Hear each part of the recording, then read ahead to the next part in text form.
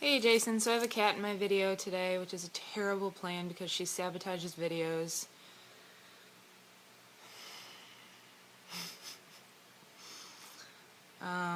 So your video on religion made me think about logic and how logic works and how we think about logic.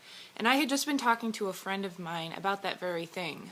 She is the type of person who enjoys being objectively logical about things. She sees problems and she works through a logical process to come to a solution or to a conclusion about a problem. And she takes pride in that, and that is something that she's good at. And it's something that I really respect about other people. You know, without that process, that, you know, as we're taught in ninth grade, that scientific method of, you know, hypothesis and then I don't know, a lot of other stuff, and then conclusion. You know, if you didn't follow that, we wouldn't have, you know, vlogging or medicine. And as someone who enjoys both of those things, this is I am not one of those people. I am the type of person who is not logical objectively, and I'm okay with that. I know the way I think is probably very illogical to a lot of people, and sometimes, frankly, to myself. But that's okay, because what I enjoy doing is making connections in the world, creating my own logical construct, and then seeing how far I can take an idea before I give up on it. Oh, it's text. It wasn't you this time. For example, the other day I thought that, you know, I saw plumbing and I thought plumbing looked like intestines. And I could not stop thinking about how plumbing looked like intestines. It was so distracting because from then on, that entire day, all I could think about was how all these inventions mirror parts of the human body. You know, I started thinking about how hinges, like hinges on a door, look like all of our joints. And then I started thinking about how cars, the front of cars, the headlights look like eyes, and the bumper sometimes looks like a weird mouth. And then I thought about how everything aerodynamic looks like a penis, and it's everywhere.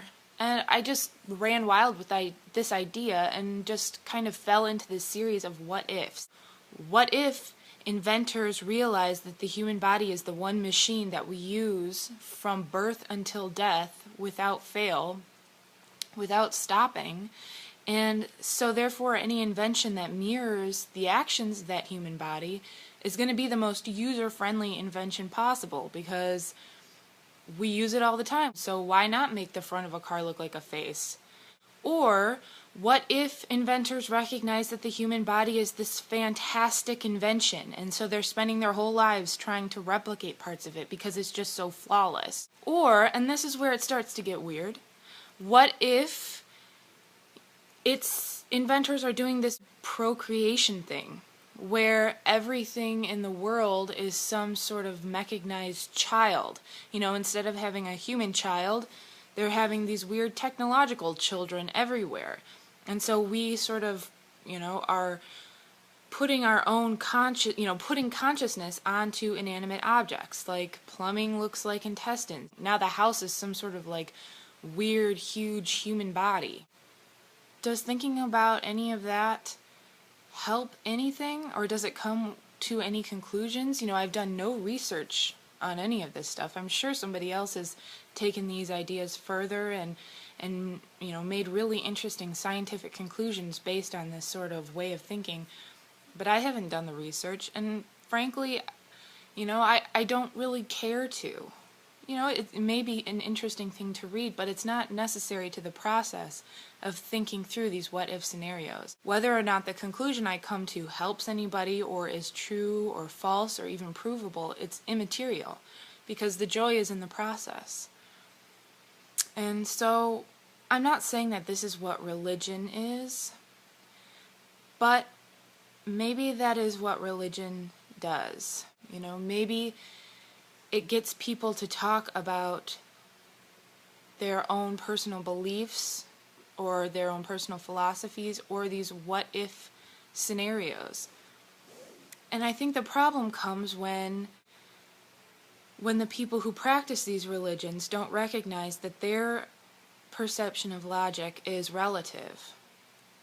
you know, and like that monk that you described in your last video, his view of religion is that it's this logical construct that was handed down to him by some ultimate power, and it was already in place. You know, it's objective. He can't change anything about it. And there's something comforting in believing in an objective logical construct or logical structure. But it's easier for people like me who, you know, cherry pick my own logic to be able to cherry pick my own facets of my religion.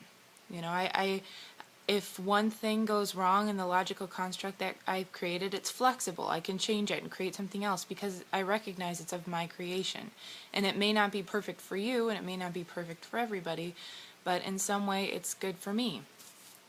And it's not good for science, but it's an interesting way to think about religion, I think. Oh, the cat did nothing wrong. Ah! Margot, oh.